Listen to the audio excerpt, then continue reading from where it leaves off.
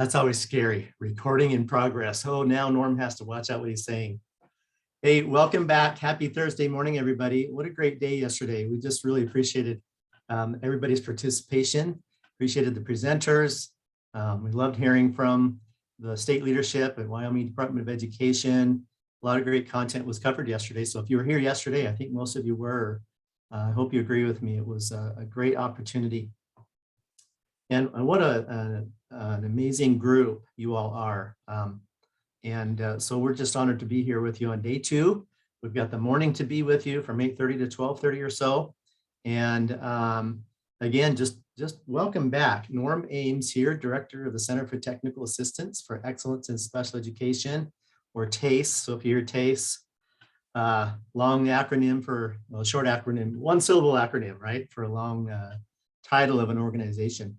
We are housed at Utah State University at the Center for Persons with Disabilities that was renamed to the Institute on Disability Research, Policy, and Practice. And while we are housed at Utah State University, we are a national project, and we provide technical assistance and supports and trainings all over the country. We're in about 40 states right now. And of course, our favorite state is Wyoming. And we don't tell that to all states, only to the ones that really truly are our favorites. So, oh wait, that was recorded. Brenda, can you delete that real quick? No, seriously, we just are just feeling so good to be here with you.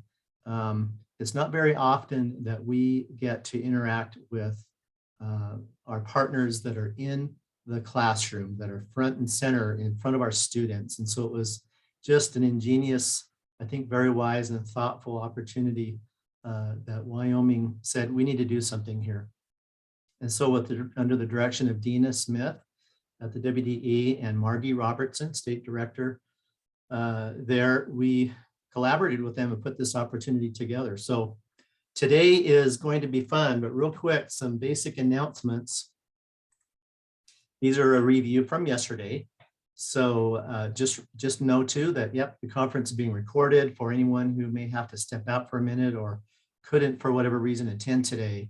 You'll have an opportunity to receive links to the recordings of each of the content sessions, and that will be emailed out later.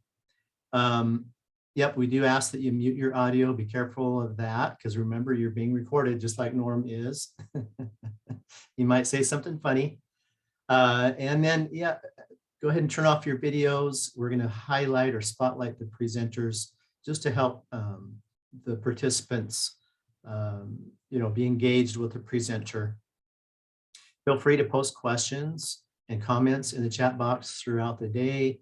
I think as the presenters are able to, they will be monitoring the chat and utilizing that for a way to interact with you. And will do their best at responding to your questions and that kind of thing. If you do have some technical questions about the Zoom environment, feel free to send our Zoom host, Brenda Smith, a direct message for questions, and we'll try to resolve those as quickly as we can. And a reminder for those of you, we know that there are a few groups that are participating on in one room. And what we'd like to do is make sure that we capture everybody that was in attendance. And so if a district representative could please create a sign-in sheet like you did yesterday, and then scan it and then email it in to Dina at the WDE, that would be great. And that sign-in sheet will be compared against the registration lists and the attendance list today. And then in particular, we're interested in those paraeducators who have been assigned to a special education work assignment so that we can know who they are. You will, if you haven't already, receive a W-9 that you'll then fill out. You can fill it out digitally, but you will also need to print it so that you can sign it and have a wet ink signature. Make sure you date it. All the fields are filled in, and then scan it in, and then email it into Jennifer Duncan at the WDE. And there's Jennifer's email there. And we'll follow up with another email with some more instructions on this in case you missed this information this morning. So again, please, if you can, rename your Zoom name to match the one that you used for registration purposes. And here are the instructions for renaming yourself. Hover around either the top of your screen or the bottom of your screen, click on participants, hover over your name, click on the more button that pops up, the blue more button, click on rename, and then a field pops up and you rename yourself and click OK, and you're good to go. So again, if you have any questions and if this didn't work for you, send Brenda a direct email or a direct chat. So as we mentioned, we're collaborating with WDE to sponsor this opportunity, and we just appreciate the partnership. We appreciate our presenters and our content experts that we were able to secure for this opportunity, and we're excited because today is all about behavior. And so all morning we get to talk about ways and strategies, the context for behavior, so understanding the functions, talk about some practical strategies for supporting your students to improve, right? The ultimate outcome is to improve their chances and the likelihood that they will be put into a position of being able to learn. And because learning is behavior as well. And so let's get those initial distracting behaviors and those non-learning based behaviors kind of wrangled in and set them up for success. And so we're super excited to have Dr. Katie Harris with us, board certified behavior analyst, and Christine Manning, board certified behavior analyst and great partners and friends of TACE. We've been very busy this summer and this fall, in addition to Wyoming, doing some very similar trainings in the state of Utah, and kind of all under this umbrella that we call the National Resource Center for Paraeducators, which is a project that TACE acquired, I guess, over the years. And we'll talk about that more at the end of today as an additional resource to you moving forward. So I think that's it for announcements. And before I turn it over to Christine and Katie, I wanted to give Dina a minute here. Thanks, Norm. I really just wanted to echo a lot of the things that Norm just mentioned to you this morning, and give a big shout out to all of TACE and the whole team there. And we had a wonderful day listening to Kimberly and Greg and Frank yesterday. And so I hope you were able to join us. If you were not able to join us yesterday, as Norm mentioned, it was recorded and we will have that available to you. And the link for that will be in that email that's sent out following this conference today. And so again, it was a wonderful day. Thank you all so much for your engagement and for your participation. That's what makes this even better, so that we can all learn together. So I really appreciate it. Very emotional day for me yesterday, having been a para for years and then a special ed teacher. And then I know that this has been a long time coming. So I'm just very grateful again. And so thank you. And I'm excited to hear from Katie and Christine today. Absolutely. Thanks, Tina. And I was just talking to my wife yesterday, who has worked for many years as a paraeducator in our local school systems, wherever we've lived. And not once has the state, the district they try to put together occasionally some training for paraeducators, but it's hard, it's difficult. And so again, we just admire you all there in Wyoming for doing this. And we just only hope that you as participants benefit from this. And so I expect, from my humble opinion, my good friends Katie and Christine are going to really provide some fun content and some great experience for you this morning. So with that, Katie and Christine, thank you. And it's all up to you now. Wonderful. Norm, can you hear me and see my slide? Yes. Yep, okay. It looks great. Okay, wonderful. Thank you. And like it was mentioned just a few minutes ago, it is such a wonderful opportunity to get training as a paraeducator and specific to your needs and what you'll be doing with the students. So I'm thrilled to be here. I started my career in the school system almost 2 decades ago as a paraeducator. So I have walked in your shoes, and I know how hard it is. And I know how we just desperately yearn for training, and maybe there's not the time to do that. So I commend the Wyoming Department of Ed for putting this on for you guys today. Katie and I have worked together for a few years now, and I love her. She's just wonderful. And we have a lot of important content to cover today. It will probably seem like a lot, but we couldn't figure out what to take out. And so there will be a lot of information that we'll be sharing, but hopefully you guys will come away probably maybe a little bit tired at the end, but I'm hoping that you can take some things and implement those into your school day to make your jobs easier and help your students be more successful. So as Norm said, my name is Christine Manning, and I am a behavior analyst and have spent most of my time in the public school setting. I started as a paraeducator and then got my teaching certificate and had a classroom in a special education school for kids with autism. Then I moved into a district admin position, and we opened up a couple new campuses for this LEA in a couple other cities. And then I became the principal of our elementary school here in North Salt Lake. So it was a great experience. I learned a lot and got to work with a lot of parents and students. I also have my own couple of children. I have 6 children, but 2 of them have disabilities and 1 has autism. And so I know a little bit about behavior, and I wish I would have known a lot more when I was a young mother rather than later. But I'm really thrilled to have the opportunity to be here with you guys today. And I hope that you guys can take something from this and implement it into your practice. And I'm going to turn the time over to Katie now, and she's going to take the first part of our presentation. Okay, thank you so much. Here, I'm just going to, let's see. Now that is not what it was supposed to do. Can you see my slide? Oh, you know what? I know what I'm doing. Okay, there we go.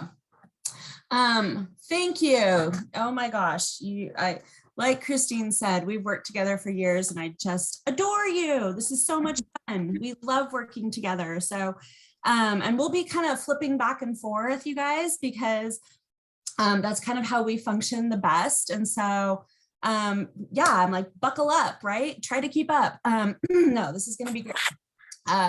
And I have similar background. I started as a para, you guys. And so again, you are near and dear to my heart. My first day in a special ed classroom, I worked with children who had autism. We were a school for kids with autism that these kids could not be supported in the public schools. So the schools would pay to have these kids served at our school. And I didn't know what I was walking into, and got the tar beat out of me the first day in a classroom. But the next day I was like, gosh, I love this. I want more. So came on back, and that was, 30 years ago. Ended up going on to get my special ed credential in California, and was just really lucky to receive training. This school that I worked for was a whole school based in applied behavior analysis.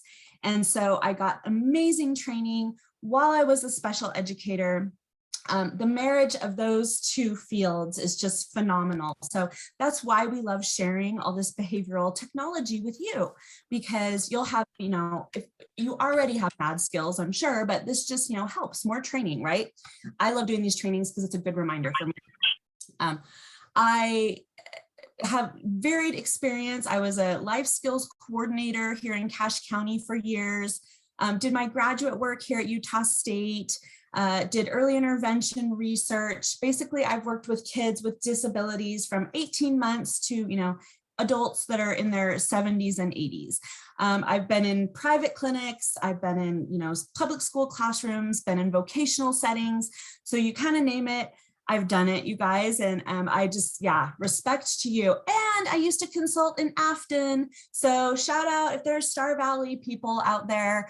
Absolutely loved working there. Got to train some people, spend some time in your schools, and what a lovely, amazing community. So that's us. So like Christine said, you guys, we are going to throw so much information at you. But it's hard to trim the fat from all of this, because we literally could talk at you for days and days and days with all these amazing topics. So we tried to pick out like what would be the most useful, functional, vital parts for you guys. And then luckily we get to do some follow-up sessions when you've already been in the schools for a few weeks, you know, kind of met your kiddos, and then you can start applying all this great stuff and be amazing agents of behavior change, right? So let's jump in here. And our first kind of area of content is just how we view behavior, because we have to kind of all be on the same page to understand then later the functions and how we get to, you know, function matched interventions. So I'm just going to chat for a couple minutes on the concept of behavior, basically. Please do know that this is all evidence-based, it's research-based. We love evidence-based work, right, in education. And so this is not something where Christine and I went to a workshop and are now trained in this. We've studied this for years. It is all based on the work of this guy called B.F. Skinner. And basically he, it discovered that human beings are fairly predictable, that, we like to access things we like to get away from things we don't like. And we basically, as humans, take the path of least resistance. We don't want to give a lot of energy to things that don't get us what we want. And that includes our students, right? And I do just have to say that lately, our field of behavior analysis has kind of been taking a lot of flack. And we do have parts of our history that we are not proud of. Behavior modification has its origins in some practice that, was not 100% ethical or did not involve treating individuals with the respect they deserve.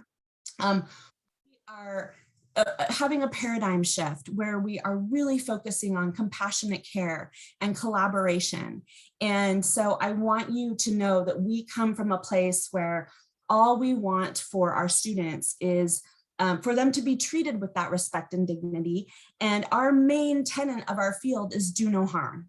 And so if you have had someone in your past, come in representing themselves as a behavior analyst and that person has not been so collaborative or compassionate, I do apologize, because Christine and I would never do that. And we would, absolutely want to create that environment that involves, treating people with dignity. So that's just my little soapbox. If you, all of a sudden kind of said, oh, behavior analysis, and that gave you a bad taste in your mouth, I want to remove that bad taste from your mouth, right? We are all about making, teaching students valuable skills and decreasing the really inappropriate, unsafe behaviors, right? So this will be about that. Okay, off my soapbox now, right? Let's talk about behavior quick. And I do love, if anyone's an Austin Powers fan out there, right? He always says, oh, behave, baby. I have 3 kids. They like to say that a lot. The reason I do this is because people often say, oh, he wasn't behaving, right? He wasn't behaving, kind of insinuating that, behaving means behaving well. Well, we're all behaving all the time. And so we look at behavior as kind of this continuum, right? So it's not behaving well, it's not behaving badly. Behavior is behavior and it encompasses all of that.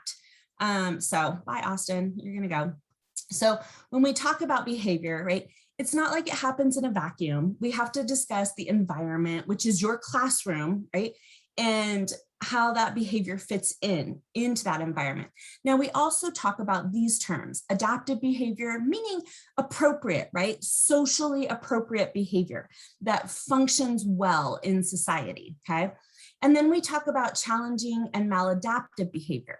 And that's the cruddy behavior that we want to get rid of, right? That's the aggression, the self-injury, the property destruction, maybe the running away, maybe the, behavior flopping on the floor, the not responding to directions the way we should, right? All of that cruddy behavior we call challenging or maladaptive. So just for our purposes, as we progress through the morning, that's kind of where we're at. I did get feedback once that I shouldn't use the word crappy, and I'm very sorry. But I don't know, it's a really good descriptor word, right? So again, behavior is everything we do, right? And so any kind of displacement in the environment, if I move an item, if I, push a desk, if I'm sitting there reading a book, that's still behavior. And so we do say, thinking is behavior, feeling is behavior, all this stuff, all these kind of, either measurable, overt things that I can see and all the private events that I can't see. It's all behavior in our eyes. We like to be able to measure it. We like to be able to see it, but we have to acknowledge that feelings and thinking those private events are absolutely behavior. So in the behavior analytic world, we have this thing called the dead man's test.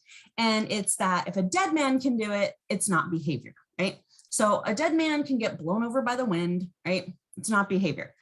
I, as the organism, have to have an effect on the environment, right? So movement, kind of a meaningful action.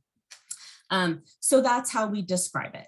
And I know it's kind of morbid, right? But dead man's test, unless you're Bernie, right? And you guys, sorry for bringing in my 80s humor here, but if anyone's seen Weekend at Bernie's, Bernie was dead, and yet he had a great weekend, right? He did all the things. So he's kind of our anomaly. He's our non-example because Bernie did behave all weekend, but it really wasn't him behaving, right? So he was having people behave for him.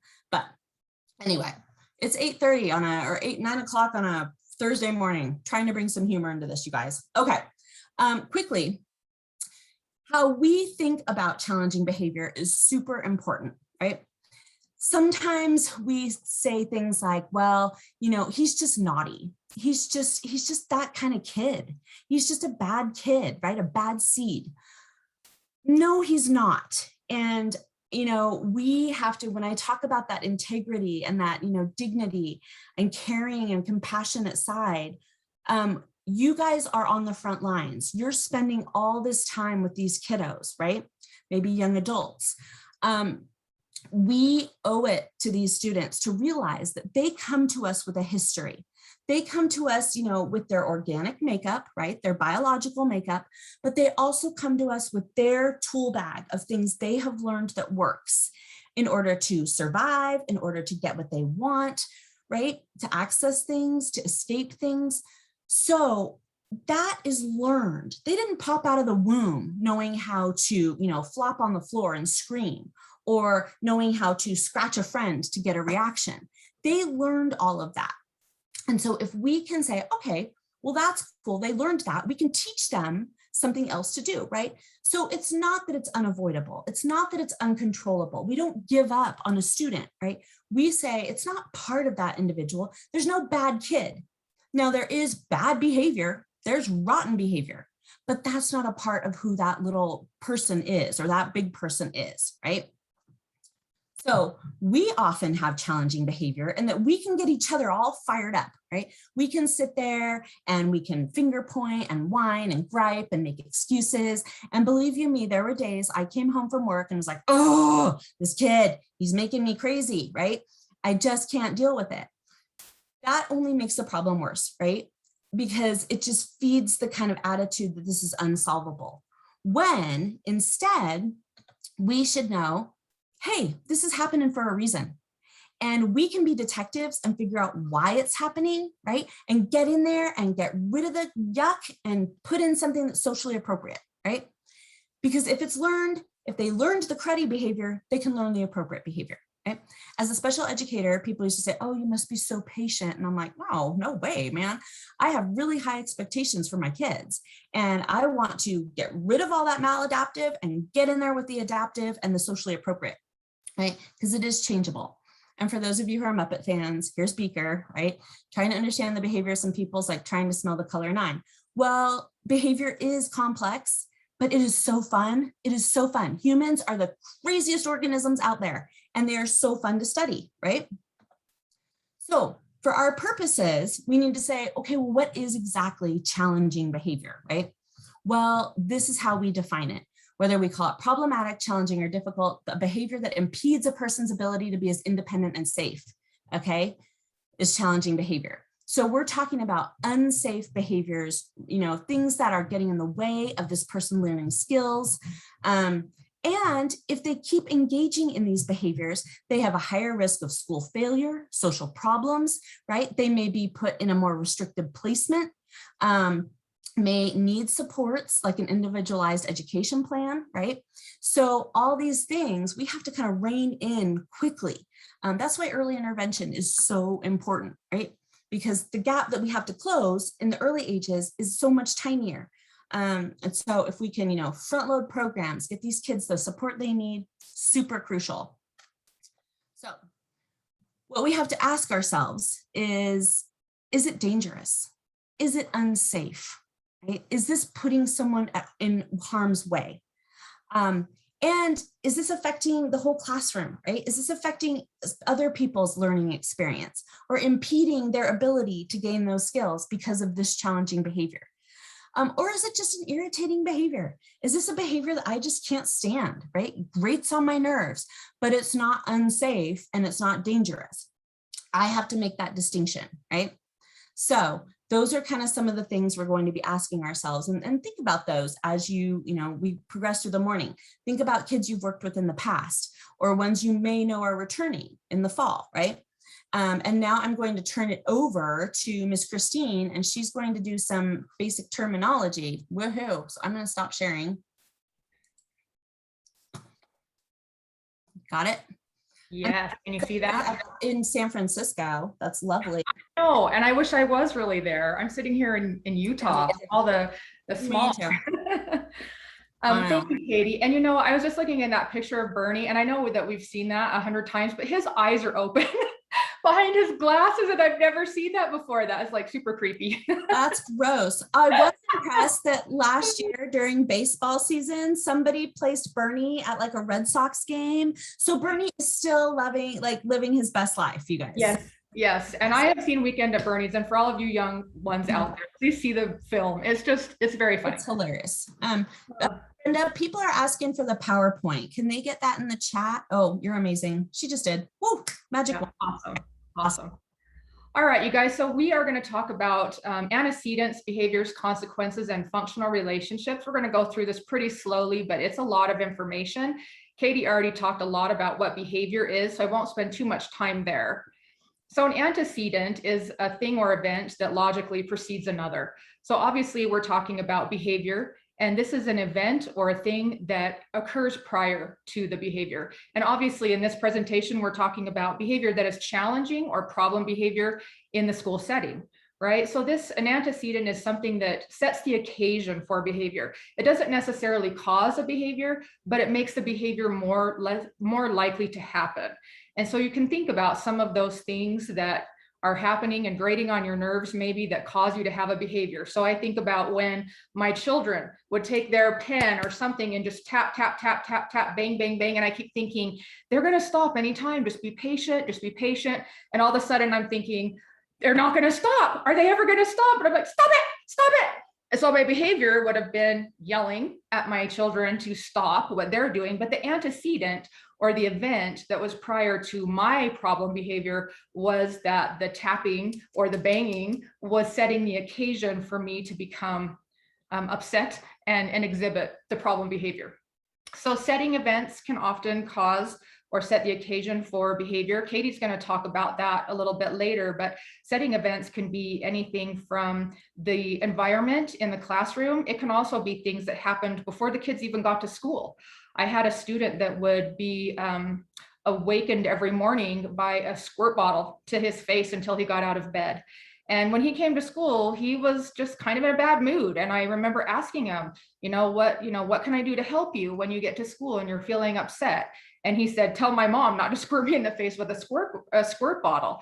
And I thought, oh my goodness, we have kids that get to school, and by the time they get there in the morning, they may already be kind of in a pre-crisis or crisis situation just because of things that are happening in the home and happening that are out of our control.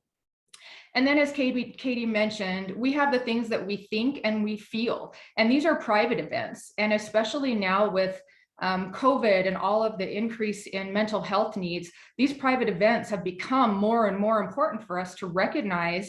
And like Katie said, exhibit compassion to a person, because we all have things in our lives that affect our behavior and affect our ability to be our best self. And life is hard. And I was telling a friend the other day, I don't remember when I was in elementary school, and that was a long time ago, but I don't remember knowing anybody who had cancer or anybody whose parents were divorced or anybody that had had a family member commit suicide or a family member murdered. And now it just seems like this is life, right? And these events affect us and they affect our children. When I was the principal of this elementary school, I had a couple of students who had an older brother that took his life. And they had a really difficult year. And even though we were doing everything in our power to give them the support and the compassion that they needed, we still were legally obligated to educate them and to keep them at school. They really had a hard time. And those are private events. Those are their thoughts and feelings that affected their behavior. 2 of the children started running from their classroom and even running from the school. They had never had problem behavior before, but now because of things that have happened in their life that was not in the control of the school, they were having challenging behavior that we had to deal with and trying to deal with that the best we can in that setting. So common antecedents or common events that may contribute to challenging behavior for a student is sometimes just the word work, right? Some of our kids, we say, okay, everybody, we're going to get to work. And they're like, who wants to hear that word? It's kind of an aversive word. So we always put super fun in front of everything. This is elementary school. So it's like, we're going to go get a super fun drink. And the kids are like, yeah, we're going to go get a super fun drink. We're so excited. And it was just a drink, but we made it super fun. Right? So we can make things just by the way we present it and just by our attitude toward the activity that we're going to be engaging in, we can make it fun and engaging so that the kids think, are not so put off by what we're going to be doing. One that's really common with the schools that I've worked with over the years, and I work with a lot of kids that I'm writing behavior intervention plans for many, many times. The academics are just too hard. They are not able to access that level of academic, which is often grade level, right?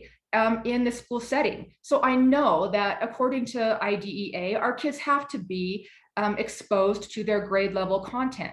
However, when we pull them out for resource or we pull them out for that tier 3 intervention, they should be getting work on their instructional level, work that they can access, they can understand, and they can do even independently, right? So really looking at their academics and making sure that we're giving them the differentiated instruction that they can access and be successful. Because at the end of the day, that's what we want, is for every one of our students to be like, that was a great day. I experienced success today. And oftentimes our kids that are in our special education classroom, things are really hard for them. Sometimes just getting out of bed and being in public and being in school is really difficult for them. And so really looking at what we can do to make their life better and help them be successful in that school setting is the most important thing that we can be doing.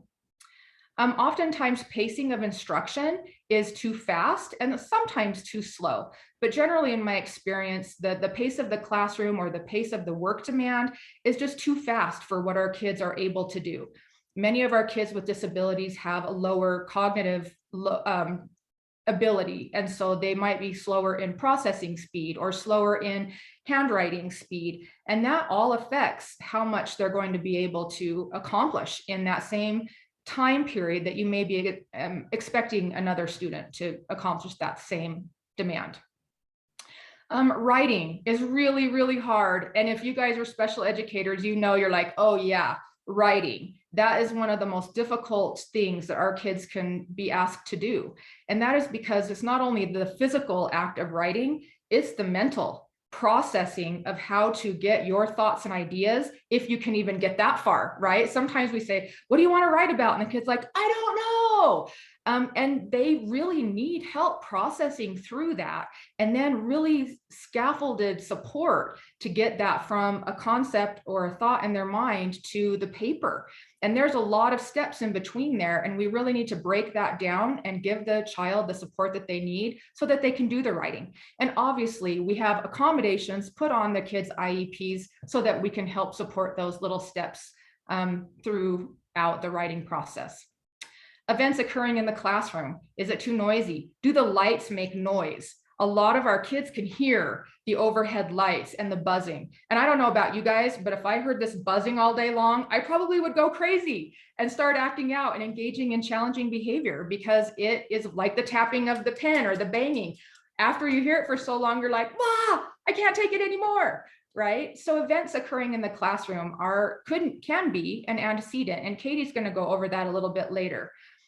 Certain subjects, have you ever known a kid that when you say the word math, that they're like, "Oh, I'm not going to do math. That's a very difficult subject," and they are not willing to maybe even attend math. And that's where we go back to look at what's happening in that math class.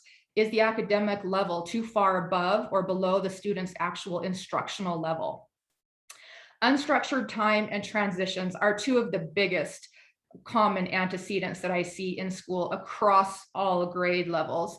If the child does not know what the expectation is, or the child has difficulty at recess, in the hallway, in the lunchroom, all of those times are very unstructured for the child, and they may have difficulty exhibiting appropriate behavior because they're really not sure what to do. They're just kind of floating around. And I've had kids actually say that to me. "I just kind of feel like I'm floating around. I'm not sure what to do." Well, we can help them by giving them checklists and things to do, and maybe different transition times or ways to transition, or peer buddies. We can do so many things to help them with those antecedents so that they don't exhibit problem behaviors in those times.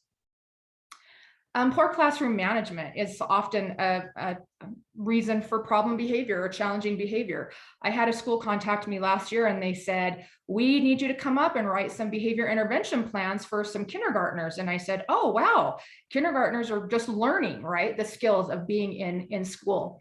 And so I said, "Well, how many kindergartners have you got?" And they said, "We've got about 5 that need behavior intervention plans."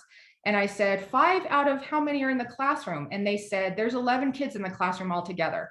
And I thought, well, is it that all 5 of those little 5-year-old people really need a behavior intervention plan? Or is it something that we could put in place more as a tier 2 intervention, or even just tier 1 interventions being implemented with fidelity, and really going in and teaching the teacher and the children how to maintain in a classroom environment? So, and that was exactly what it was. We just went in and gave the teacher some coaching. We really worked on skill acquisition for the students, and it really took care of those challenging behaviors in that classroom. To go along with that, maybe the instruction isn't high quality. The teacher may not be prepared or have engaging material. Maybe they're kind of dry, like Ferris Bueller, his teacher, where he's like, "Bueller,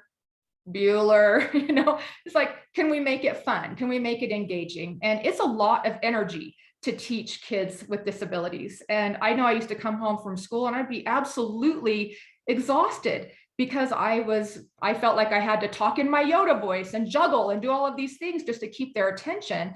When you have 20 to 25 students, all with disabilities, and one paraprofessional, and you're trying to get through academic content for 6.5 hours a day, right? It's hard. It's really hard. A lot of our kids will act out or exhibit challenging behavior when they don't get enough attention. Some of our kids don't get attention at home. I think the study that just came out, I think it was last year, said that elementary students get an average of 5 minutes per day of attention from their parents. So when we think about their need for attention, and obviously some kids need more than others, but how much attention are they getting at school? And oftentimes I'll run into kids that are the good kids, right, in school, and they just decide to exhibit some challenging behavior just so they can get a little attention from the teacher. Negative peer interactions can be another common antecedent. This is things that happen, in the hallways, or over social media is a big one. Those things that are being said and happening in the hallways during transitions and stuff that may be negative. Kids can be being bullied, or having somebody telling them, "Hey, so-and-so wants to fight you behind the gas station after school today." That impacts the way we think, the way we feel, and the way we might behave in the school setting. Changes in schedule or routine. You guys know that if you have children with autism, or children that are very restricted in the way they want their schedule, that if you change it without proper, letting them know well in advance, it is really difficult for them to engage in appropriate behavior when that changes too quickly. And then sometimes when they're told to wait for something for a minute, or they're told no, those are reasons that they may engage in challenging behavior. So behavior, like Katie said, is the way in which one acts. It can be activity, movement, but it's something that changes the environment. So behavior needs to be observable, meaning we can see it. Can we see depression? No, but we can see somebody sleeping, laying on their desk and sleeping. We can take data on that. We can't take data on depression. We can observe a tantrum, sure, but in your data, you're not going to say, I observed a tantrum, because a tantrum for Katie is different than a tantrum from me. A tantrum from a 5-year-old might look different than a tantrum from a 12-year-old, right? And so we need to say what we are seeing and what we are hearing. So I can see the 5-year-old is laying under the desk. They are kicking, they are screaming, they are throwing books. Okay, that may be tantrum behavior, but this is the observable, measurable behaviors that I can see. And so I want to, when I'm doing data collection, I want to write those behaviors down like that, very, very objectively. So I want to always say, I teach my staff that I train, I always want to write down, what do I see? What do I hear, right? And just make it as clear and concise as possible. If someone's experiencing anxiety, how do I know? Is pacing in the back of the room? Is pounding your fist on the desk? Is that anxiety? Is that frustration? I don't know what it is, but I can write down the child is pacing in the back of the room. The child is banging his fist on his desk, right? I can write those things down. If the child says, I'm having a lot of anxiety today, then in my notes, I can say, the child reports he is having a lot of anxiety today. These are the behaviors that I saw. These are the behaviors that I heard, and write those down in clear, observable, objective terms. Some behaviors that we see in school, and you guys can read that slide. So like it says on the bottom, we want to avoid terms such as depressed. We also want to avoid terms such as, well, he has autism, and so that is why he is, repeating everything the teacher says. We don't want to say why a behavior is happening. That's not as far as like diagnosing with depression or anxiety or something else. We are going to come to functional relations in just a few minutes, where we will look at why we think the cause of the behavior, the challenging behavior may be occurring. But in this case, we want to just stay away from any of those labels, I guess, as far as putting a label on a child. We want to say what we can see and hear. All right, so in our ABCs, antecedent came first, behavior was our B. This is our C, our consequences, and consequences are the result or effect of an action. So our action was our behavior, right? And so this is stuff that happens after the behavior. So it happens because of the behavior. Like Katie mentioned, behavior is a change in the environment. So this kid engages in this problem behavior or challenging behavior. What happens after? What happens in the environment? What does the teacher do? What do other students do? What does the school administrator do because of this behavior, right? And we have to look at what the consequences are, because consequences can maintain behavior, meaning that because the consequence was preferred or reinforcing, the child will continue to engage in that behavior. It can also increase problem or challenging behavior. So think about the child that maybe elopes the classroom or leaves the classroom without permission, and then they end up with the principal, and the principal, talks to them and makes them feel really special and walks them back to class. Maybe that is a lot of attention for that child, and they like that attention, and so it's going to increase their behavior of running from the classroom. So we have to really look at what's happening after a challenging behavior to see, why does this keep happening? If it keeps happening, we are doing something in our consequences that is maintaining or increasing that challenging behavior. So knowing your ABCs really helps us to navigate the antecedents and consequences to change that behavior. Consequences can also decrease future behavior. So when we have a consequence in place that an example of this would be a parent saying, I'm going to take your iPad away because you hit your sister.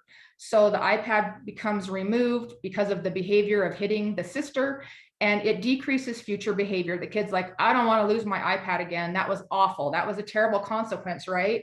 I'm going to not hit my sister so that I can keep my iPad. So we can also have things that make us our behavior, our challenging behavior, go away or decrease. So some consequences that we see in school is sometimes our challenging behavior gets us help, right? Is it faster for the kid to say, you know, raise their hand and the teacher doesn't call? Have you guys ever been in a classroom where the kid's raising their hand and the teacher does not call on them? And so finally they're like, teacher, teacher, teacher, I need help. And then they get the help, right? So we need to make sure that consequences and behaviors that we want to see are being reinforced. And if we want to see hand raising and quiet waiting be reinforced, then we need to give attention to that child and help them get their needs met before they engage in the challenging behavior. And oftentimes challenging behavior gets attention more quickly. It's much easier, it's much faster. And so when we look at replacement behaviors, we've got to look at something that gets them what they need as quickly as they can and actually competes with them exhibiting that challenging behavior. A lot of times our challenging behavior gets us out of doing something. It helps us avoid. So I worked with a kiddo who every time it was almost time for math, he would have a lot of behavior.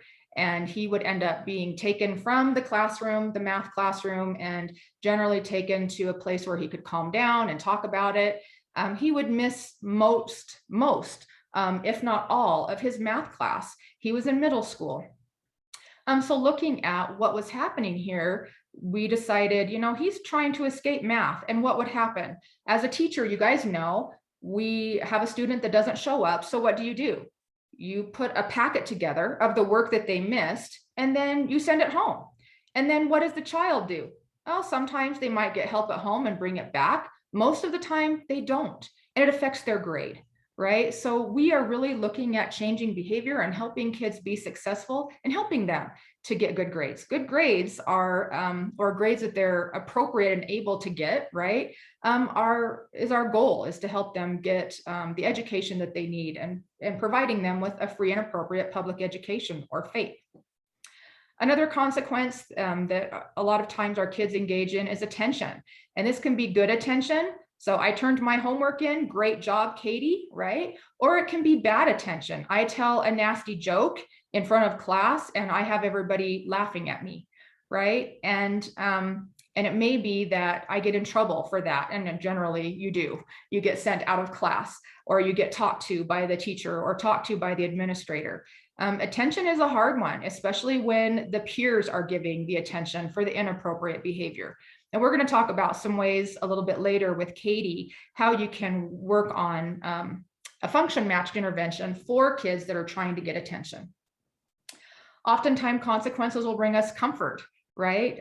If we engage in problem behavior and we have a meltdown or whatever, oftentimes maybe we might get comforted afterwards and are you okay? And let me get you a water bottle. And maybe, younger kiddo may sit on the teacher's lap or a parent's lap and get comfort. Well, if that's what that child is wanting, that will make that behavior continue to occur. You might get a snack, you might get sensory stimulation. This is something that is more internal. But oftentimes our kids that have sensory needs will engage in problem behavior for a sensory input or escaping a sensory, something that's aversive sensory wise. It may get them access to a preferred toy or activity. So we always want to make sure that we are documenting as clearly and objectively as we can the ABCs. And I'm going to show you guys a couple of forms you guys can use. So just remember, thinking through the ABCs, I just kind of gave you some questions so that as you're looking at behavior, you can ask these questions to yourself. These help me. So where did the behavior occur? Does it always occur in math class? Does it always occur at recess or in the hallway? That is often what I see. I often see it's in a particular subject, it's with a particular staff member, or it's during times of transition or kind of that downtime that kids have. You want to look at who was there. Were there peers there? Who was in the environment where the challenging behavior is happening? What was said or done? What was happening in the room? Sometimes we've had kids that will have challenging behavior for things like an exit ticket or independent work because they're not able to do it. And so having that documentation will help you to determine what you need to change in their environment to help get them better behavior. And then what's happening in the environment? Is it instruction time? Is it free time and the kids are all kind of loud? Is the teacher playing music? Are they outside at PE and they're just doing dodgeball? Like, what is the environment when that challenging behavior happens? And this will help us determine why that behavior is happening. And once we know why, then we can put interventions in place to help teach better behavior. And that's the awesome part of all of this. And then when you're thinking about consequences, what events happened after the behavior occurred? So what did the student do after the behavior occurred? What do others do? What is said and done by others? Peers in the environment, what happens with the teacher? Does an administrator come and remove the student? Does the behavior team come and help work with the student? Like really looking at consequences to say, what's happening after that challenging behavior? If the challenging behavior is still occurring, then what we're doing is what the child wants, and the consequences are affecting that behavior to continue happening. So then we have to try something else, right? So we want to take ABC data collection. So ABC data, remember, is antecedent, behavior, consequence, because it helps us to determine why a behavior may be occurring. All behavior occurs for a reason. We're trying to get something. We're trying to get out of something. And you even look at your behaviors as an adult, right? If it's 105 degrees outside, you probably aren't going to mow the lawn right now because you want to escape the heat. And so you may do other things, right? Until mowing the lawn will be something that's more conducive to what you're wanting. Maybe you do it later in the evening, or maybe you do it early on Saturday morning. We all exhibit behavior for a reason, because it gets us what we need, or it gets us out of what we don't want to do. So understanding antecedents and consequences will help us to determine what that behavior, why that behavior is occurring. And then we can change antecedents or consequences, or both, to change the problem behavior and hopefully get a new and better behavior.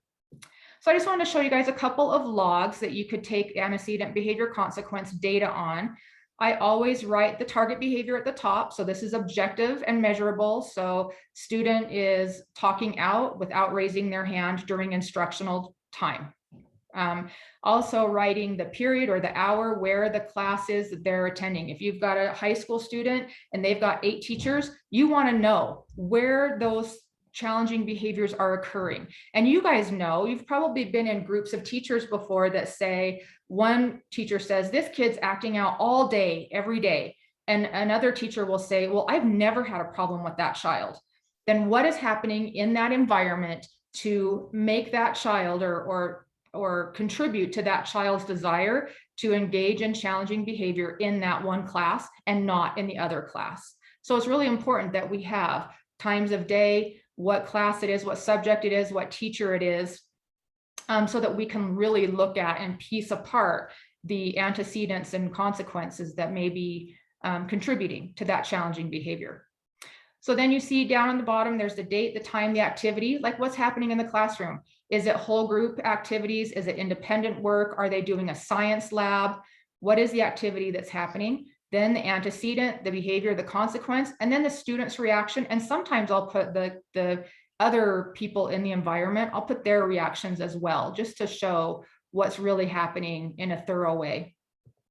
This is another example of an ABC data collection sheet. This is just a checklist where you would check all of the antecedents that were in that environment. You would check all of the behaviors that the child exhibited, and then you would check all of the consequences. There is a little space at the bottom that you could put other if that antecedent behavior or consequence was not listed in those sections. So these are just some examples of sheets that you could use to take data on your students. So remember, an antecedent occurs prior to the problem behavior. The behavior needs to be observable and measurable, what I see, what I hear, and then a consequence occurs after the problem behavior or the challenging behavior. So I want to go through a couple of things just really quickly and go through a couple of scenarios. We'll probably only do one because, maybe one or two because of time, but this one is called Human Lollipops.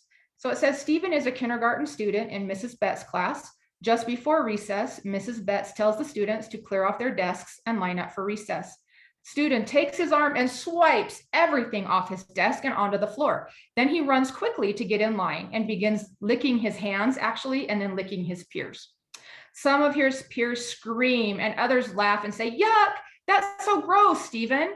So thinking ahead, why don't you guys go ahead and type into the chat? Let's start with what the problem or challenging behavior is.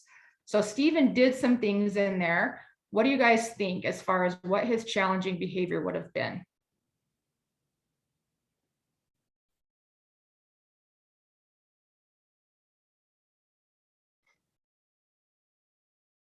So we are working on the B's, the challenging behavior. Let's see. It is not sanitary, Charlotte. You're so right. It's so gross.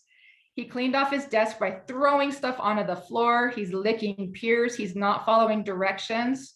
Good. Maybe he doesn't want to go to recess, right? But we don't really know why he's doing it. So when we look at this, yeah, the peer interaction, the way he cleaned off his desk. So how we would mark this on an ABC data collection form is we would mark it just like this. What I see, I can see that Stephen swiped everything off of his desk, right? I can't see that Stephen doesn't want to go to recess. I don't know. And actually what happened is Stephen was swiping everything off his desk because his teacher said, clear off your desk, right? It's time to go to recess. So he actually wanted to go to recess. So I can see he swiped everything off his desk. I can see he did what to get in line? He ran to get in line. I can see that. I can measure that. And then what does he do? He licks his hands and then licks his peers. And it is kind of a funny story. I know it's not right now with COVID and everything else, but take into consideration, this is a kindergarten student, not a 10th grade student.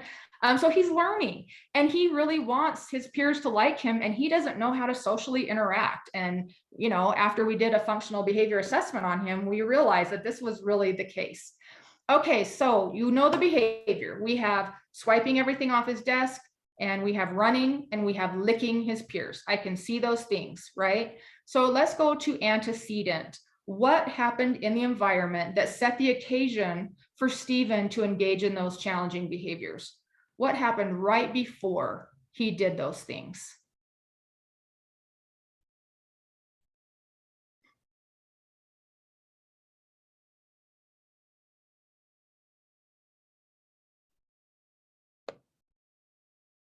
Teacher said, clear off your desk. Yep. Teacher said, we're going to line up for recess. Good. Good, you guys. She might have given limited transition time. I love that you said that. You're already thinking ahead. You guys are awesome. Good. Yeah, wonderful, you guys. I love it. Thank you. So the thing that happened before, the challenging behavior that may have set the occasion for Stephen to engage in problem or challenging behavior was the teacher said, clear off your desks and line up for recess. I can hear her saying, clear off your desks. I can hear her saying, line up for recess, right? I don't hear her saying that it's everybody needs to go outside. She didn't say that. She is getting them ready for recess. All right, so we have our A's, we have our antecedents, we have our behaviors. Now we're going to look at consequences. What happens, what changes are there in the environment after Stephen engages in the challenging behavior? So after he licks his peers and swipes everything off his desk and runs to get in line, what is the consequence? What are the consequences here? What can I see? What can I hear?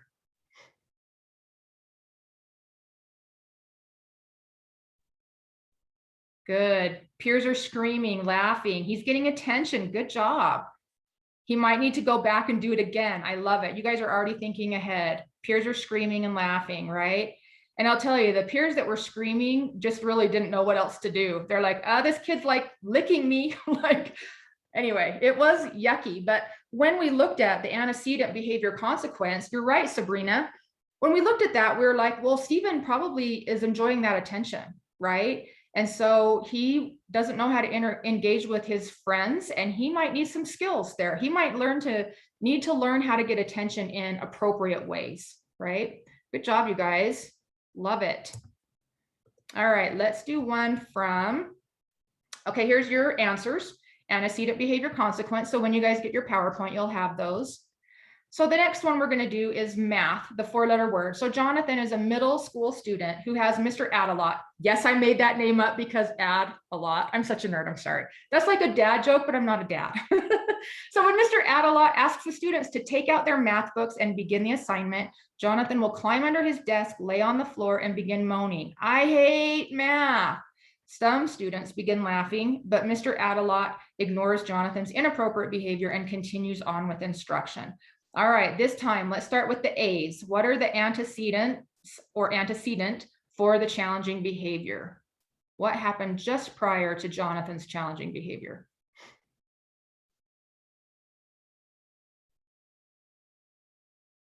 Yeah, the teacher said, take out your math book, right? Math class was announced. Good job. The word math, I love it. Yes. That's why I put the 4-letter word there, right? Because it can be a 4-letter word to some kids. Good, you guys. Asked to prepare for math. Wonderful. All right, what were Jonathan's behaviors? Observable, measurable. What can I see him doing? What can I hear him doing? He's under the desk. Good, Rebecca. He's moaning. Good. Good, Jacqueline. Under the desk, crawling, laying on the floor. Good. I'm so glad no one said he's mad because we don't know. Mad is really general, right? We want to say what we see, what we hear. Good, Rebecca. I hate math. Climbed under the desk. Yeah, good, Marcia. Renee, awesome. Good job, you guys. He was laying on the floor. He climbed under his desk. He was moaning, I hate math. Those were his behaviors. I can see those things. I can hear those things. Wonderful. All right. A little bit harder in this one, but what are the consequences? What happens in the environment because of Stephen's challenging behavior? Yeah, he's ignored by the teacher, right? He gets attention from some peers. Good. Some peers laugh. Good. Nice, Joy. Good, Dawn. Exactly. Yes, Ricky and Casey. Nice job, you guys. Nice job. Teacher ignores him. He gets attention from peers. Nice. Okay, good job. So here are your answers for that. And you guys got 100%. I'm so thrilled. So you guys can start to see where antecedents, behaviors, and consequences are important for us to document so that we can kind of piece apart those different things and put in interventions in an antecedent format or in a consequence format or both to change the challenging behavior. I love it. We are going to skip this one so that we can go on to function. I think you guys are great, but you'll have this in your PowerPoint and you also have the answers. So when you get your PowerPoint, maybe do write down what you think the answers are and then check. So I'm going to skip past that really quick. Okay, so why are the ABCs important? They're important because if we implement antecedent interventions, we can prevent behavior from happening. And how many of our kids engage in challenging behavior and they have social repercussions or academic repercussions or teachers that like, I don't want that kid in my class. It changes their ability to access their education in a great way, right? And so we want to do everything that we can to prevent problem behaviors from happening in the first place. It's so helpful when we don't have a child's self-esteem blasted because they're engaging in these challenging behaviors every day. It affects them and it affects them emotionally and it affects their ability to make friends and engage in peer interactions that are appropriate and good, right? When we implement a consequence intervention, that's after the problem behavior or challenging behavior has already occurred. But we look at the consequences and we say, why does this behavior keep happening? If the behavior keeps happening, you know that whatever's happening after the behavior, the kid likes. So we've got to change the consequences. So we can implement antecedent interventions to help prevent the behavior, and we can implement consequence interventions to help reduce the challenging behavior and improve desired behavior. We need to teach skills. What is this child not able to do that other children their age are able to do, right? So we've already talked about consequences. They can increase behavior, decrease behavior, or maintain behavior. So a functional relationship is a change in one of those aspects in the A or the C. We change anything in those and it results to changes in the other aspects. It has a functional relationship. So behavior, or the B in the middle, is functionally related to its antecedents and consequences. So if we're implementing interventions in antecedent and or consequence areas of that ABC chain, it will result in changes in the behavior, right? It does every single time. And that's what is so exciting to be a behavior analyst. And I love working in schools, because sometimes the interventions that we can implement are so easy and so they don't take any time, but they drastically change the behavior of the child that we're working with. So to just give you a quick story, I worked with a student that was in high school, and they were late to language arts class every single day, just chronically late, between 5 and 20 minutes late. And when they would get there, the teacher would say, "You're late again. You missed the bell ringer. Now you missed those points. I'm going to dock you points for being late," or you get docked 10 points because you did not do the bell ringer. So when I got called in to help work with this child, and this child did not have special education services, they called me in and asked me if I could help with this child. And so I, talked to him, and I said, "What's going on? Why are you late to class?" And he said, "Well, I am clear at the other side of the school. I'm the furthest possible classroom away from this classroom. And there's 1,400 kids that are all in the hallways trying to transition. And he's trying to frantically make it. And now he's like, I don't even care. I can't make it anyway." The teacher gives him attention in a not good way to him, criticizes him when he gets to class that he's late. And so now he just doesn't care to be on time, and he'll take his time and do whatever he wants to, before he gets to language arts class. And it gets a longer and longer time that he's tardy. So what we did is we just put in a really basic intervention. And I just said to the teacher, "I just want you to work on your relationship with this kid. When he comes to class, I just want you to say, 'Hey, thanks, man. I appreciate you being here today.' And I don't want you to tell him he's late. And I don't want you to tell him he missed the bell ringer. And I don't want you to tell him how many points he's out today. I don't want you to tell him how many assignments he's behind in turning in. I just want you to say, 'Thanks for being here. I love seeing you. I appreciate you being here.'" And what happened was, with that one very simple intervention that took 2 seconds, this kid started coming on time to that class. And then the teacher could change their behavior and say, "Oh my gosh, you're on time. I know that is so hard for you to get all the way across the school with all of those kids in that crazy hallway. And I really appreciate you being on time to my class. It makes me happy when I see you here on time. And I know that you're caught up with your work. And I know that you're getting the instruction. And I enjoy having you here. Man, I'll tell you what, that kid was never late again. That kid made a priority of getting to that class on time." All right, objective 2, and we kind of have already started this, but we are going to hypothesize the function of the challenging behavior. So why is this behavior occurring? So we're going to talk about these key terms: function of behavior, the hypothesis, escape, avoid, attention, access, and tangible items are the terms that we're going to learn. So as we know, changes in one aspect, either the consequence or the antecedent, will affect changes in another area, which we're trying to change challenging behavior, right? So we all know that behavior serves a function for the student. They're doing the behavior because they're getting something that they like out of it. So this is, why is this behavior happening? What does it get the student? What do they escape or avoid by engaging in this challenging behavior? So the 4 main functions of behavior are attention. We've already talked about that. Escape or avoid something that's unpleasant to them. Access to tangibles or activities. And sensory. So we're going to go through these quickly. So what types of things in school would a child want to escape or avoid? Go ahead and put them in the chat there. You see some on your screen, and that's okay to say those as well. What kind of things are your kids trying to escape or avoid? Hard subjects, work, good. Work, we have quotes, right? Certain subjects, good, you guys. Challenges, peers, good. PE. Social stresses, good, you guys. People, certain people, not knowing what to do.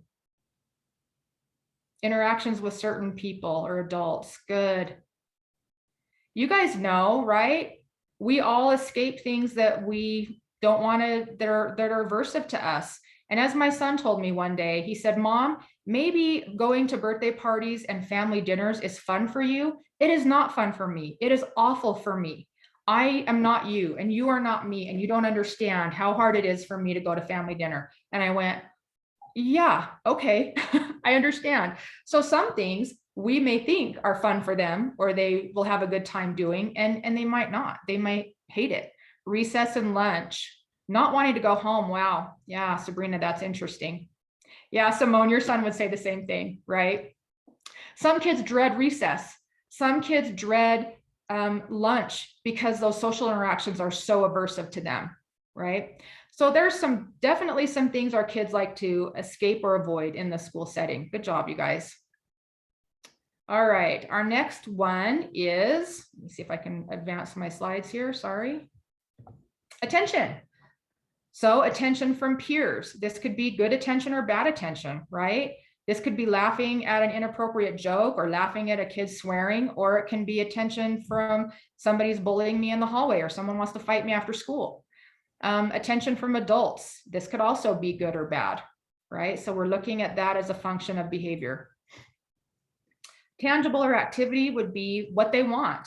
If they want to go to recess, if they want to have the iPad, if they want a certain pencil, or if they want to be line leader, it could cause challenging behavior, right? So thinking about all of the things in their environment that they want access to could be challenging, could exhibit challenging behavior to get that. What are some things other than what's written here that your kids want or may engage in challenging behavior to get? And tangible or activity. Do you guys have any other thoughts?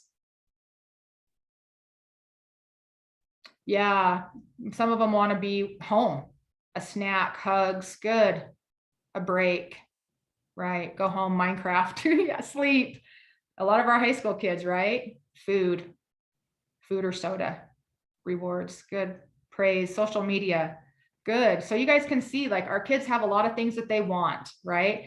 And they may exhibit in problem behavior or challenging behavior to get those things. Nice job. All right, sensory. And sensory, I don't talk a whole lot about because it is not a behavior analyst's job to really get it down this lane too far. I do a lot of work with kids with autism, so I have worked a little bit down here, but I usually tell school staff if they feel like kids are engaging in challenging behavior because of sensory things to contact their occupational therapist. And generally, school districts will have somebody that they've contracted with to help those kids that have sensory needs. But they may be trying to get access to spinning or flapping or noises. I have kids that make sounds because they like the way they like the extra sound. They like the extra stimulation of hearing additional sounds or certain noises. And then other kids are so sound aversive, right? They can't attend an assembly because they can't tolerate the sound, the noise that, from the assembly. So sensory can be a need. A lot of times our kids have needs that are that they need to gain access to or avoid in order to feel better. And so understanding sensory, I think, is important as a school staff, but also making sure that you work with the appropriate specialist to get the needs met of the child. So a way we can get help our kids get their needs met. Some of them may use headphones because it's just overwhelming, too much sound. Some of them will use weighted items. Some of them will have a break area with different things that they can hold or touch or squeeze or chew on so that they get that input that they need. So just understanding that sensory is a function of some behavior. And if you're looking at a child's behavior and you're saying, gosh, I feel like it's a sensory need, then you need to go to the correct, appropriate person to help you with that.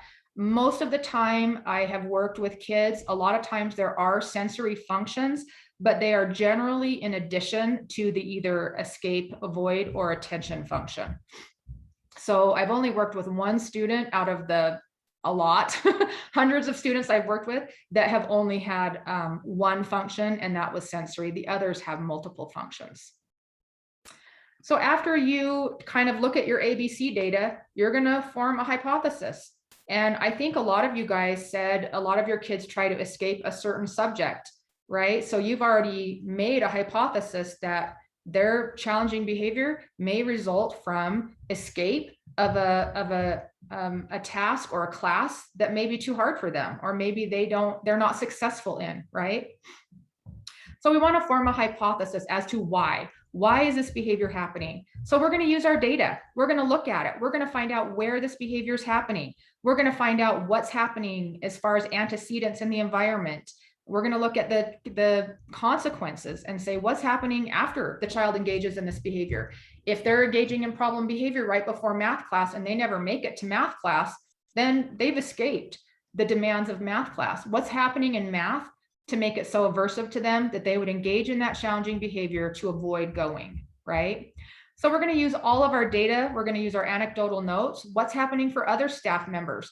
What does the lunchroom staff say? What does the janitorial staff say? What's happening in the other classrooms? If you're in a middle school or high school that have multiple teachers, how are those teachers handling that child? Is that challenging behavior occurring in their classrooms, right? We can also look at office referrals or emails between administrators and teachers and teachers and teachers. We can look at the data, the frequency or duration data that's been taken, hopefully collected. And then we can start looking for patterns and say, where is this behavior occurring and why do we feel like it's occurring? And that is your hypothesis. And you are going to form a hypothesis based on, is the child avoiding and escaping? Is the child getting attention, engaging in the challenging behavior to get attention? Is it to get a sensory need met or avoid a sensory stimulation? Or is it to get access to a tangible or activity? So those are the 4 areas that you would choose as far as your hypothesis goes. So you're going to look at all of these things, the antecedents, the consequences, and ask yourself, what is this kiddo trying to avoid, or what is this child trying to get access to?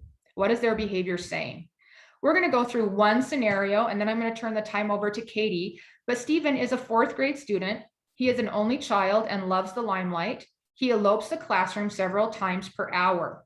He will walk slowly to the door while looking at his teachers as if to taunt them. Then he'll quickly open the door and run down the hallway. If teachers give chase, he will run into other classrooms, yell and scream, and has even run out of the school building and down the street on multiple occasions. So if you guys had to think, if this child, Stephen, look at the context there and tell me what you think the function of his behavior is. Why is he running out of the classroom? What do you think he's getting? Do you think it's escape, avoid, attention, sensory, or access? Good, you guys. I love it. You guys are right. 100%. You guys are A+ students.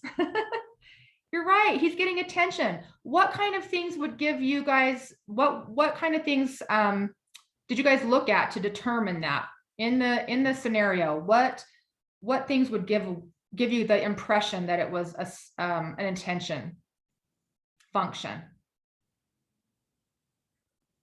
Yeah, he looks to see if they're watching. He loves the limelight. Good. He's an only child.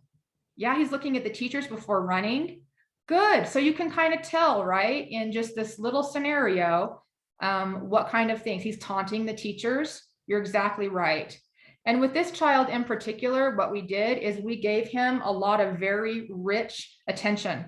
It didn't take very long, but the teachers in the classroom really gave him a lot of rich attention on a pretty frequent schedule of reinforcement.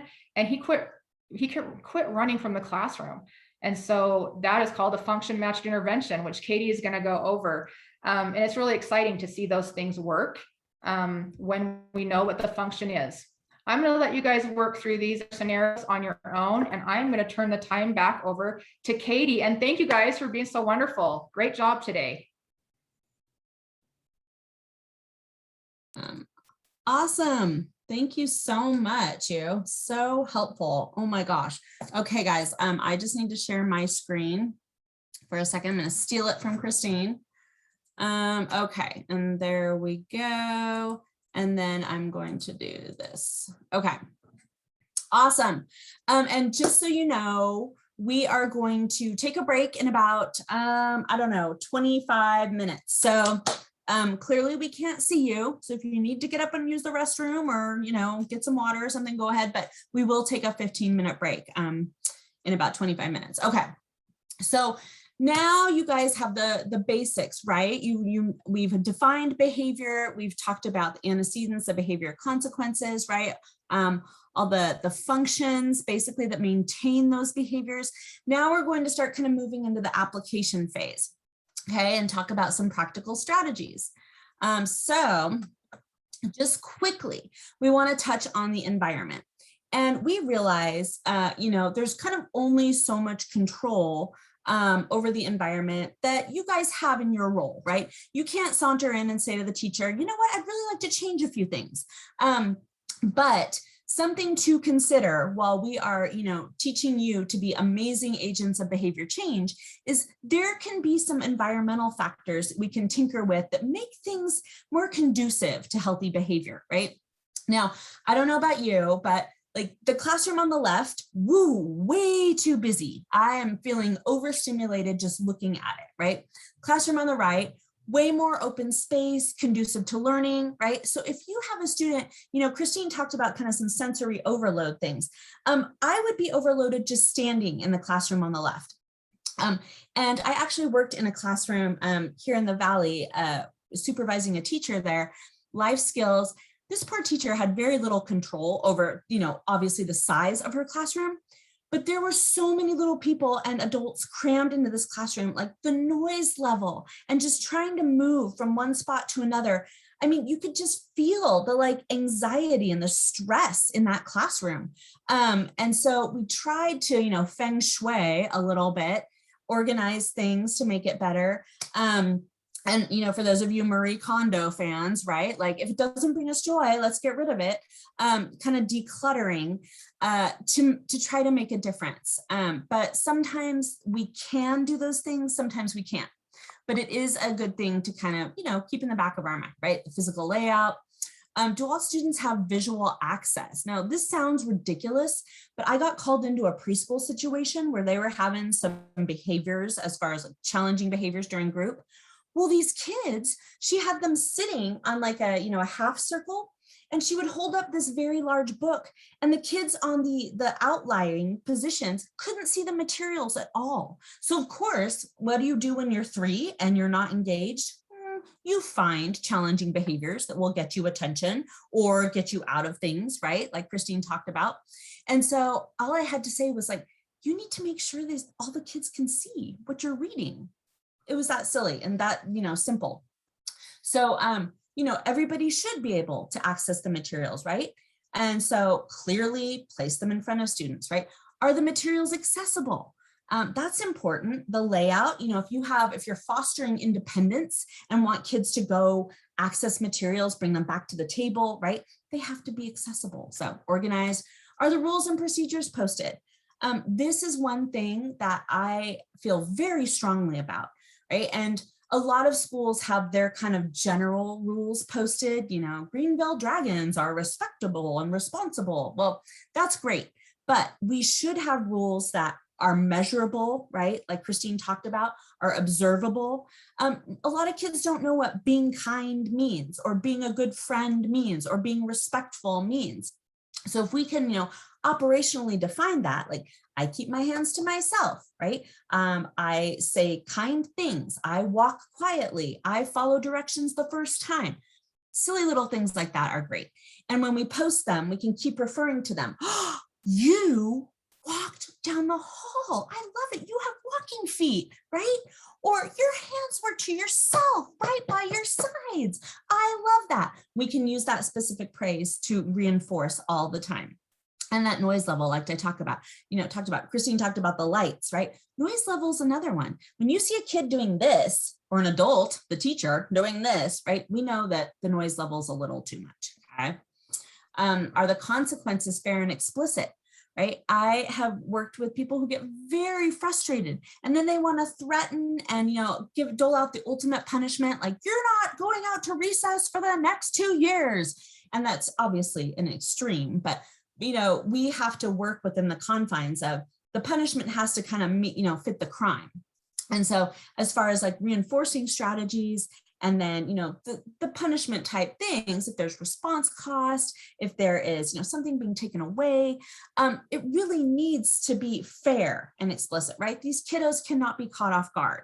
It has to be predictable. You know what? You did X, Y, and Z behaviors. You have earned whatever it is. Yay, buddy, right? So this right here is an example of, some class rules that would be age appropriate and good, right?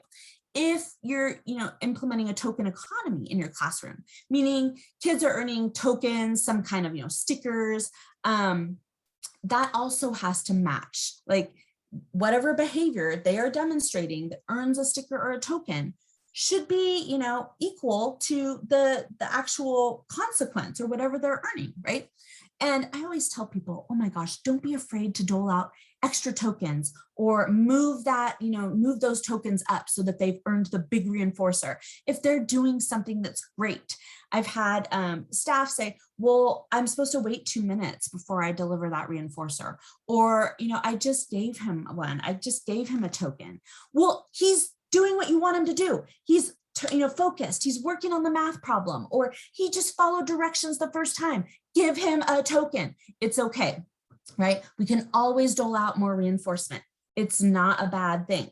If you are seeing a behavior that you want to see again, go ahead and deliver the good stuff, because that's what will strengthen that behavior, okay? And is independence encouraged? The use of visuals is fantastic. If we can have picture cues, that help kids, that, kind of cue them to engage in a certain behavior, that's fantastic, because it moves it away from you having to say, okay, now go get your backpack or go use the toilet, right? If there's a little picture there instead that they can point to indicate, hey, I'm going to go use the bathroom, or that you can use to say, time to go get your backpack, right? Without having to give them that verbal prompt. And prompting is a whole nother, kind of training. But the point is, like, visuals placed in all the right places can foster independence on the parts of our learners, right? And then I love say, you know what, let's designate an academic section of the classroom and a leisure section, or free choice, place, because that helps our kiddos go, okay, when I'm over here, I'm following directions, I'm attending to the teacher, I'm completing my work. When I'm over here, I'm on my own time. I'm looking through a book, I'm doing a puzzle, whatever it is, right? So it's nice to have that designation in the classroom, okay? Okay, now we are going to jump into function matched interventions. And Christine just mentioned, this is so important. And honestly, you guys, this has become kind of a passion of mine in the last few years. I was trained, I thought I had some good strategies. It turns out much of the time I was not developing function matched interventions. And in order to get our heads in the right space, we have to think about this from the learner's perspective, right? So a lot of behavior plans that I've read and a lot of strategies I've read, documented strategies, may have a replacement behavior. And when I say replacement behavior, say I have a kiddo that's shouting out, teacher, I know the answer. Teacher, why don't you call on me? Teacher. And as an adult, I say, gosh, I would love for them not to shout out anymore. I would love them to raise their hand in a lovely way and wait quietly, right? Well, we have to realize what I want as an adult is not important in this case. I need to get into the kiddo's mind and think, okay, how can I replace this with something easy and functional that kiddo will do instead of the shout outs, right? And raising their hand constantly. So when I say this, I'm not trying to be mean. It's not about us. It's about our learners. And from this perspective, we can then move forward and deliver and implement these interventions that will not only teach our kids socially appropriate behaviors, but allow them to access the same consequence as the challenging behaviors that they were delivering. So, okay, now we've got our thinking caps on, right? And we're going to jump into this. So, function matched intervention. Clearly this means, okay, I've taken some data, I've come up with my hypothesis. And maybe I say, you know what, I really am seeing from my analysis of the data that this is an escape maintained behavior, right? As most academic setting behaviors are, right?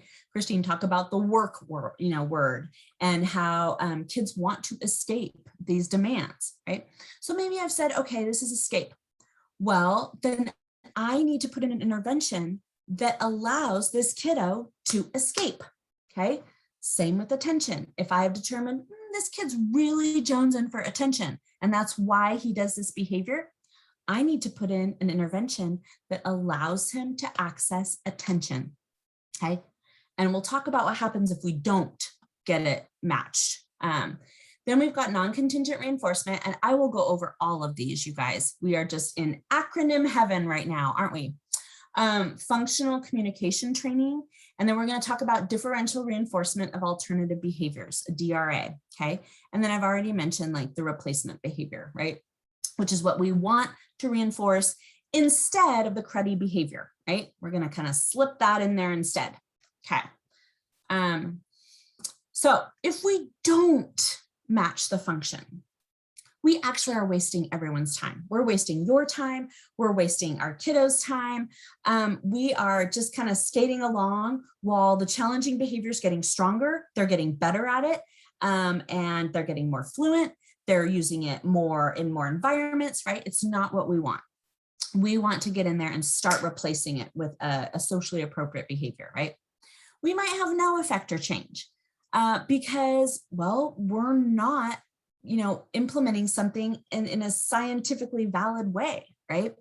Increased risk of injury, especially if you are dealing with, behaviors that involve aggression, property destruction, right? Unsafe behaviors like eloping or the running away, right?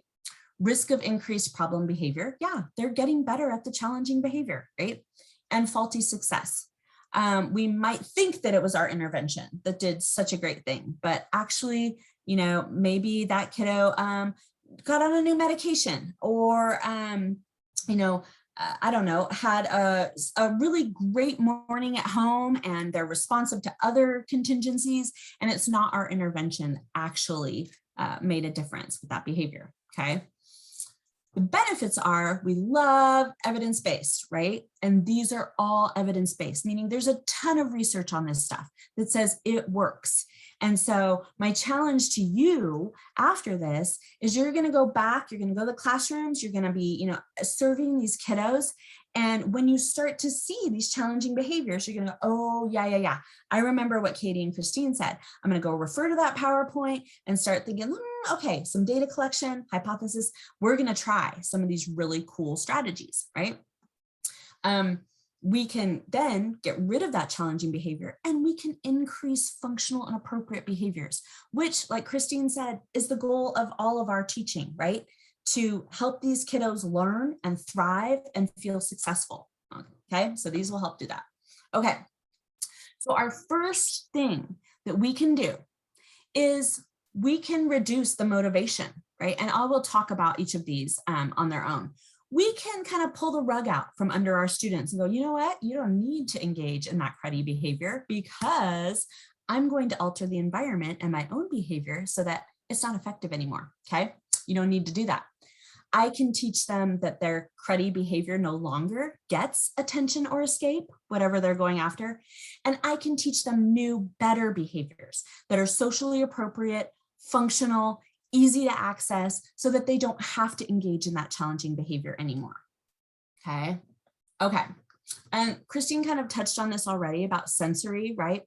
And we're very hesitant to go there, although a lot of what we think of are purely sensory behaviors actually have other functions as well, right? So when we do an assessment, sometimes we find, okay, you know what? It is partly sensory based, but they're getting out of something as well, right?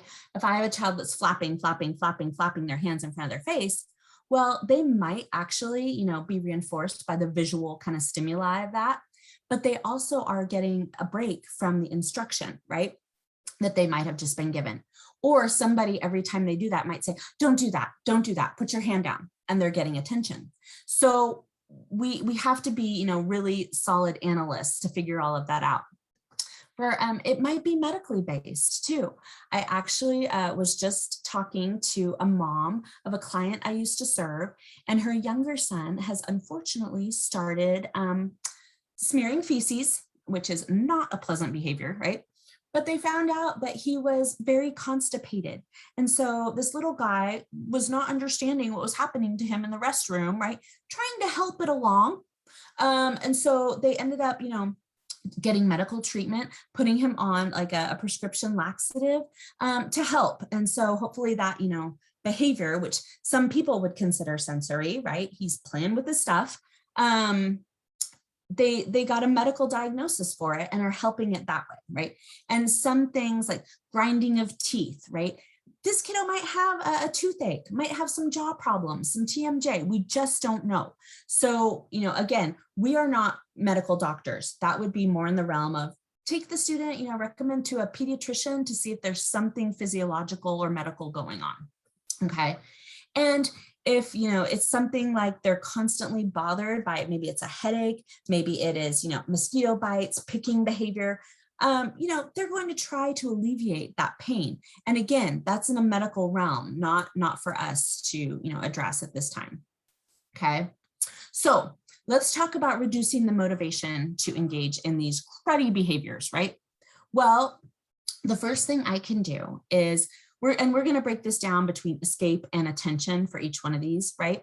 If I have a kiddo that every about 9 or 10 minutes is, you know, flopping on the floor, trying to get away from this worksheet, you know, just maybe even ripping up the worksheet, doing anything they can to get a break away from the actual, you know, demand, the academic demand, guess what? I can say, okay, he does this about every 10 minutes because I've taken some data, right? Every 9 minutes, I'm going to say, hey, dude, let's take a break, right? And it can be, you know, like you can give him something to do within the classroom, give him some alternative activity, right, at the table.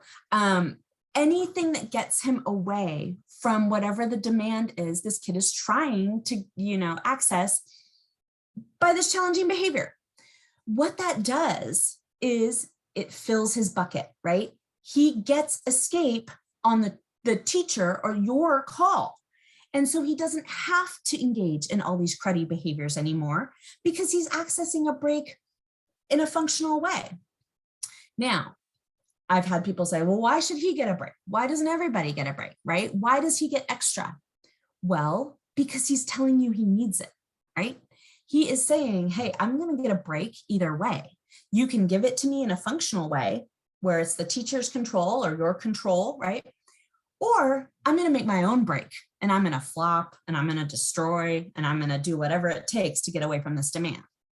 So it's a phenomenal thing, right? And we can even say, hey, you know, if you've got a kiddo who cognitively can understand, you can have 3 breaks during this classroom period or during this work session. I don't care when you use them, right? That's another way. But usually we like to say, oh, I've taken some data and I've got a kind of average time about when this kid engages in this challenging behavior. I'm going to go a little bit early and give him a break instead, right? Then again, no need for him to engage in the flopping and ripping up a paper, right? I can also make required escape following problem behavior less valuable. So if I have a student, maybe that, and I've had this before, that urinates on purpose, right? So we've got now wet pants, right? Well, I can't just sit there and say, you know what, go ahead and sit in your wet pants for the remainder of the day. No, we have to take a break from the instruction to go get cleaned up, but I can make it as non-party-like as possible, right? I cannot talk to this kiddo. I can give them just basic little instructions, like if they need help, okay, clean up, right? Change your clothes. I don't have to make it this great, you know, eventful thing that lasts 20 to 25 minutes where they're stepping away from whatever the original demand is.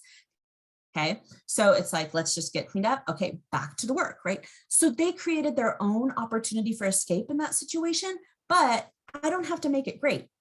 Okay.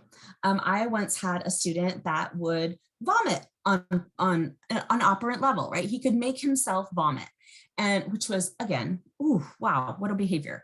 But you'd place a demand in front of him and he would just puke all over the table. I know, not fun. Well, we couldn't just say, you know what, let's just leave that there. It's all right, buddy. Hey, let's just work through it. No, we had to clean it up, right? But we didn't make it, make a big deal of it. We just cleaned it and then went right back to the original, whatever it was, demand of, finish this task. So again, I wasn't making escape really valuable. It was like, you know what, minimal attention and, getting back to the original, whatever task was quickly. So this escape is not functional for this kiddo, right? So now, on the other hand, for our kiddos who might have a behavior that's attention maintained, right? Or access to a tangible, what I can do is give frequent attention to those kiddos. So again, I would want to take some data initially, right? And say, wow, this kid is, yelling for the teacher every about 7 minutes, right? Or trying to access, attention from a peer about every 7 minutes. And that's an average, right? Well, I'm going to basically deliver attention to this kiddo every 6 minutes, right? Or just put him on a really rich schedule. And Christine had mentioned this, and this doesn't have to be like making a huge deal out of things. I can just pat a shoulder and go, hey, buddy, just checking in, right? Or thumbs up, or you know what? I love the way you are sitting.